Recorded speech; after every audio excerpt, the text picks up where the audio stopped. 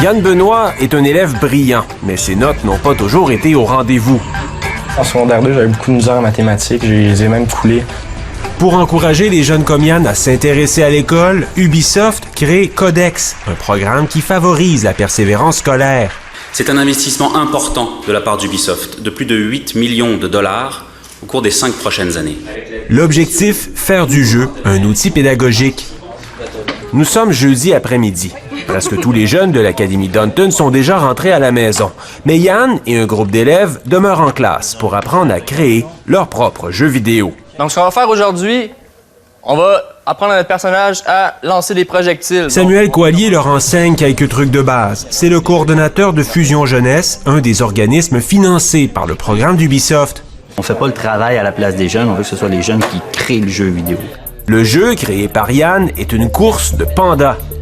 Dans le fond, c'est courir le plus longtemps possible sans mourir. La difficulté, bien sûr, elle augmente de plus en plus qu'on avance. Ça représente combien d'heures de travail, tout ça? Moi, je dirais environ 100 heures.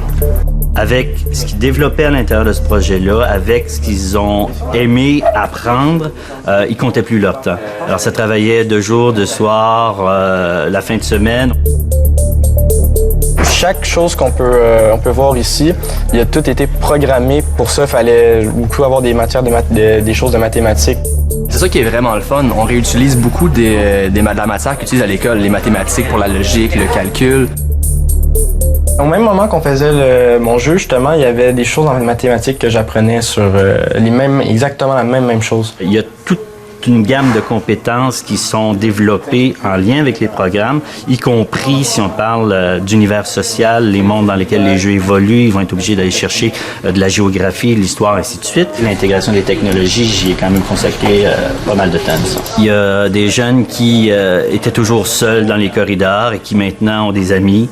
Il y a des jeunes qui ne s'exprimaient que peu ou pas et qui maintenant sont capables de tenir un discours devant un groupe de jeunes. Les générations. Ouais.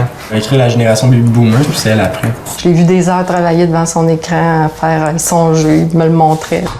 Depuis qu'il s'est lancé dans ce projet, Yann a non seulement créé un logiciel, il a grandement amélioré ses notes, au grand plaisir de sa mère. Lui qui avait échoué les mathématiques se retrouve aujourd'hui avec une excellente moyenne. Ici Vincent Maisonneuve, Radio-Canada, Montréal.